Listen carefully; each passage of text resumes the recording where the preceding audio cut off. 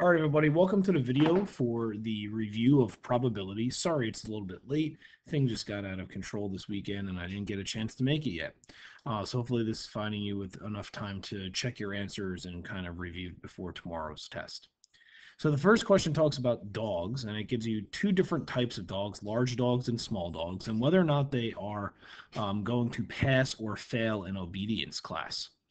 So the first question is just giving us a lot of info. And honestly, up until this point, all of the information in the problem is kind of just explaining the context. After that, it becomes the actual math part. So it says 45% of the dogs involved in the classes were large. So that means out of the 1,000 dogs that are in this 1,000 table,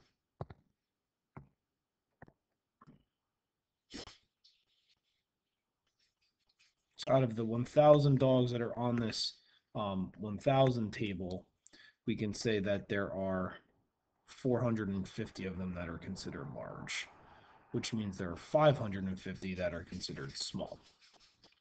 The next sentence says that 60% of the dogs passed the class, so 60% of 1,000 is 600. And it says records indicate that 40% of the dogs were small and passed the course. So small and passed the course is 400, meaning this would be 200. And again, we're just doing whatever the percentage is out of 1,000 because it told us to make a 1,000 two-way table. Then we can use our puzzle skills essentially to find the missing pieces here. So 400 and 550 is missing a 150. 200 and 450 is missing a 250. Everything checks both vertically and horizontally. Part B says to estimate the probability that a dog selected at random from those enrolled in the classes passed the course. So this is just the probability of passing the course. So there are 60%, so 600 dogs out of 1,000 dogs, or 0.600. Remember, probability is always rounded to 3 decimal places. Part C says a dog was randomly selected from the group that completed the class. If the dog was a large dog, what is the probability that it completed the class? So it says a dog was randomly selected from the group that completed the class, meaning this is a conditional probability. So we're saying the probability it was a large dog given the fact that it passed the class. Well, to find that probability, we're saying the probability of a large dog and passing the class divided by just passing the class. Well, the probability of being large and passing the class, so large dogs that pass the class is 200 out of the 1,000. And the probability of just passing the class is 600 out of the 1,000. Reduce that fraction and we get 0.333. You also could have completed the same conditional probability by just looking at this one column and saying there are 200 large dogs out of the 600 dogs that passed the course.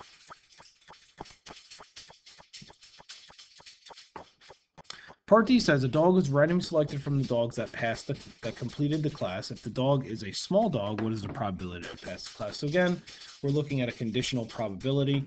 So a probability that the dog is small given it passed the class.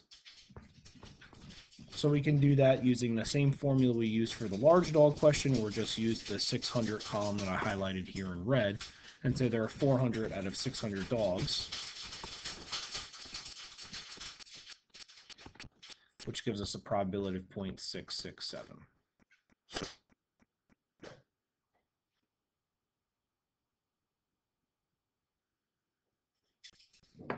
Number 2 says Allie just opened up a new art gallery.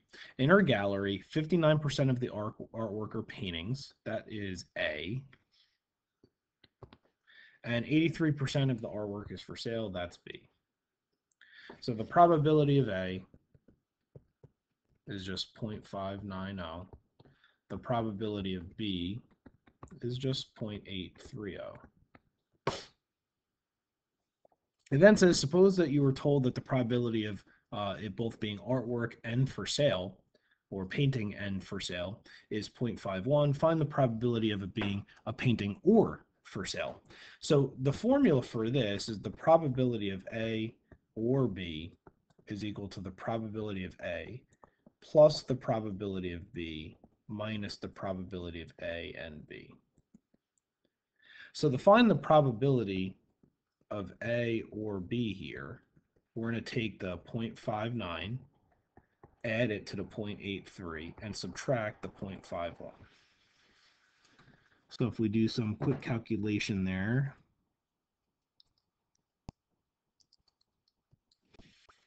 we get 0.91.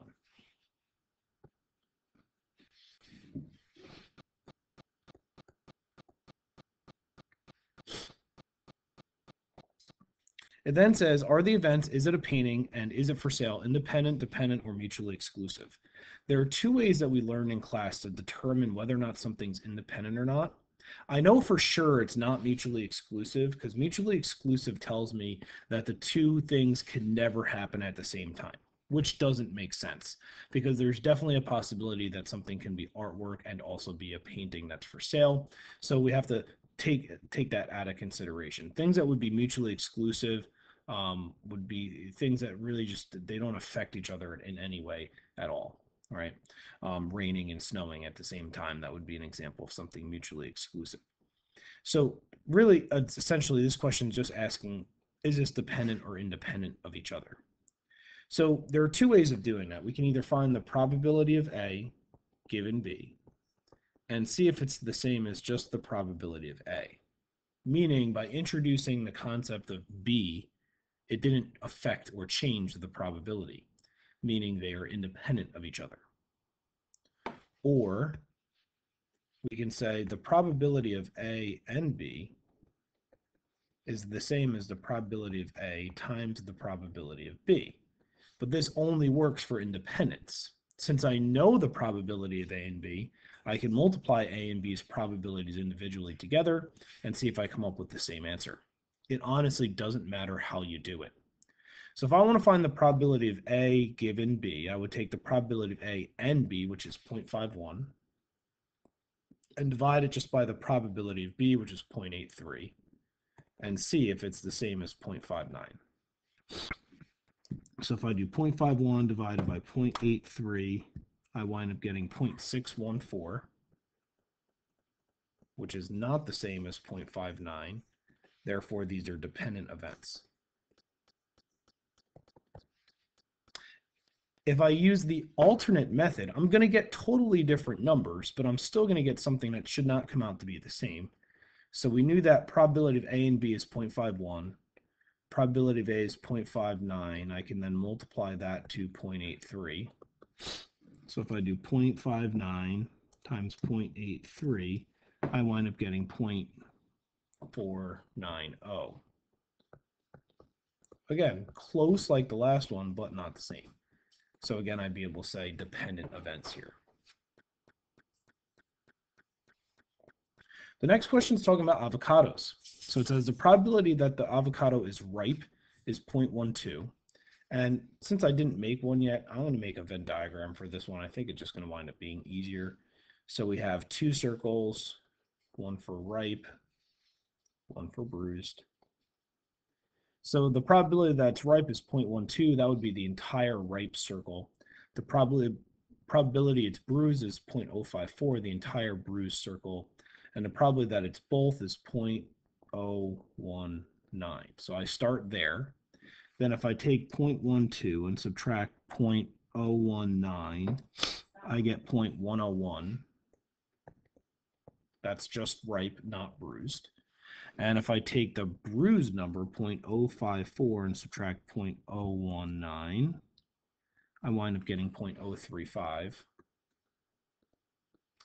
And if I subtract all three of those numbers from 1,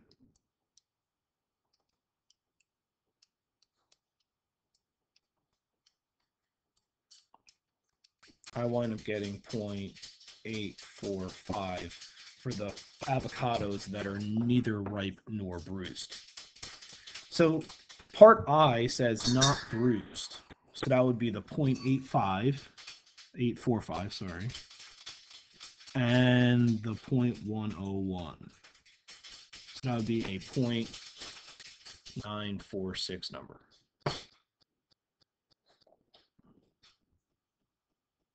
Ripe given bruised. So ripe given bruised is going to be the probability of ripe and bruised, so 0.019, divided by the probability of bruised, which they told us was 0.054. That's a 5, not an 8. I know that sounds crazy. So if I do 0.019 divided by 0.054, I get 0.3.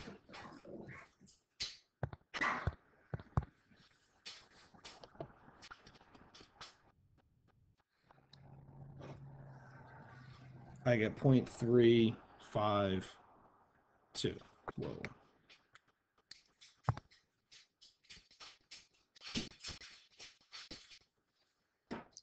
Bruised given it's ripe, so that would be again the probability of bruised and ripe. But this time I'm going to divide the probability of ripe, which is 0.12. I apologize for my dogs, they're stupid. And that would be a probability of 0.158. So we can see there's a significant difference between being ripe given it's bruised and being bruised given it's ripe.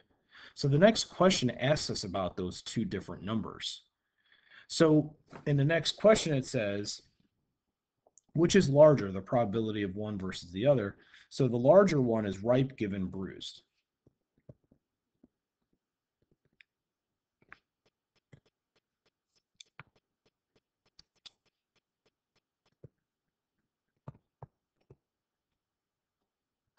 And what this tells us is that there's a higher probability that if you have something that's bruised, it's also going to be ripe.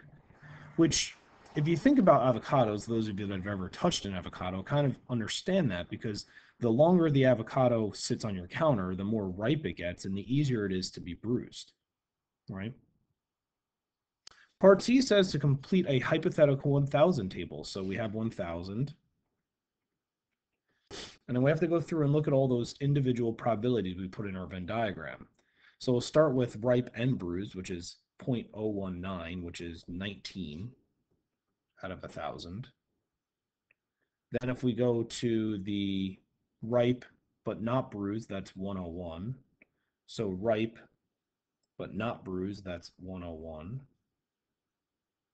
If we go to the bruised but not ripe, that's 35. Bruised but not ripe, that's 35. See how we're filling out this whole table pretty quickly because of the Venn diagram. All right, I know I said this in class, but I'll say it again.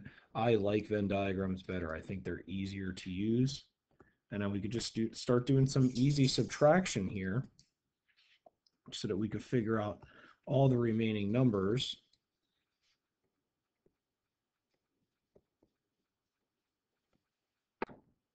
And it says, use this to find the probability that randomly selected avocado is bruised given it is not ripe. So the probability of bruised given the complement of ripe. So bruised given not ripe. So not ripe and bruised are going to be in this column. So in total, we're talking about 35 avocados. That's how many are bruised and not ripe, out of a total of 880 that are not ripe. See how it's a conditional probability, so we're not using all of the data, we're just using one column or just one little piece of info. So this becomes the probability of 0.040.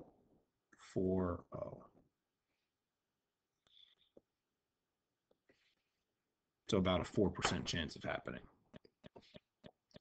Then it says, are the events ripe and bruised independent? So the probability of ripe given bruised is the same as just the probability of ripe. So the probability of ripe given bruised, so if we're looking at just the bruised numbers, there are 54 bruised avocados. And of those 54 avocados, 19 of them are ripe. Ripe avocados, there are 120 of them out of 1,000. We could either use the two-way table numbers, we could use the numbers in our Venn diagram on the previous page to do all of this. It really doesn't matter. So we get 0.352, which we actually got in a previous example. And 120 over 1,000, don't even need your calculator for that, is 0.120. Not the same, therefore these are independent events.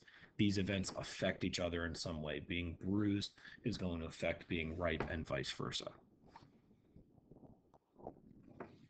The last question is a little bit convoluted in the wording, but it's actually, I think, the easiest question. There's the least amount of math to do here.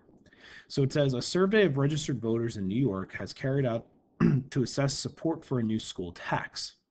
51% of the respondents support the new school tax. So that we're going to use S for. So we'll say the probability of being a supporter is 0.51. So then it says, of those with school-age children, that we'll call variable C, 56% the school tax. So now we can say the probability of supporting the school tax given you have school-age children is 0.56, which makes sense that that number should be a little bit higher because if you have kids that are in school, you probably support increasing your taxes. Then it says, well, 45% of those who did not have school-age children support the school tax. So the probability of supporting the school, given the fact that you have the complement of school-age children, or the opposite of that, is 0.45. So looking at the first two questions, the probability someone supports a school tax, well, that's just 51%. The person supports the school tax given they do not have school-age children. That's just the 0.45. Notice I didn't have to do any calculating. It just told us all the answers. Part B says, are the two events has school-age children and support the school tax independent of each other? Independent of each other. So I can say, well, does the probability of supporting the schools, given you have school-age children, the same as the probability of just supporting school tax? And the answer is no. I already know that because I know the two numbers. 0.56 is not the same as 0.51. So these are going to be dependent events, meaning whether or not you have school-age children affects the fact of whether or not you want to support the new school tax. The last question on this worksheet said challenge next to it, and it was about the emperor's life or death proposition. This is a very old probability kind of puzzle, and it is something that if you just Google, you can find the answer to. So I'm actually not going to give you the answer. I'm going to let you kind of search for that yourself and see if you can find the answer yourself. If you really want to know the answer tomorrow in class, just let me know and I'll tell you. Best of luck studying, and again, I apologize this video is coming out so late.